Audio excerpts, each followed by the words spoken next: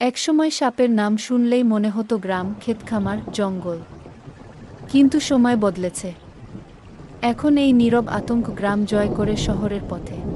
আজ আপনারা জানবেন সাপ তাড়ানো ৫টি ঘরোয়া টিপস, যা বিজ্ঞান দ্বারা প্রমাণিত। আপনার ঘরেই আছে সাপ তাড়ানোর ভালো কিছু টিপস। ২. ডিজেল বা কেরোসিন খোলা জায়গায় স্প্রে বা কাপড়ে ভিজিয়ে রাখা যেতে পারে। এর তীব্র গন্ধ সাপকে দূরে রাখতে সাহায্য করবে, তবে আগুনের কাছাকাছি ব্যবহার করবেন না। ৩. নাফলিন বল, মোথবলস।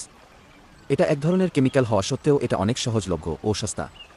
এটা শুধু সাপ নয়, ইঁদুর, তেলাপোকা সহ প্রায় সব ধরনের পোকামাকড় আপনাকে দূরে রাখবে।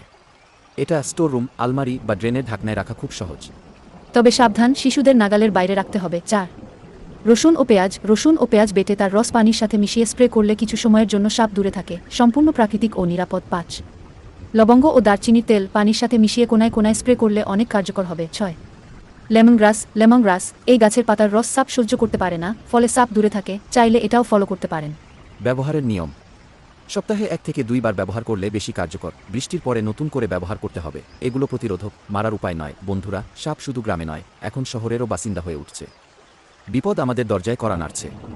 তাই আজ থেকেই সচেতন হন, চারপাশ পরিষ্কার রাখুন আর প্রতিরোধক ব্যবহার করুন। মনে রাখবেন, একটা ছোট সচেতনতা বাঁচাতে পারে অনেকগুলো জীবন।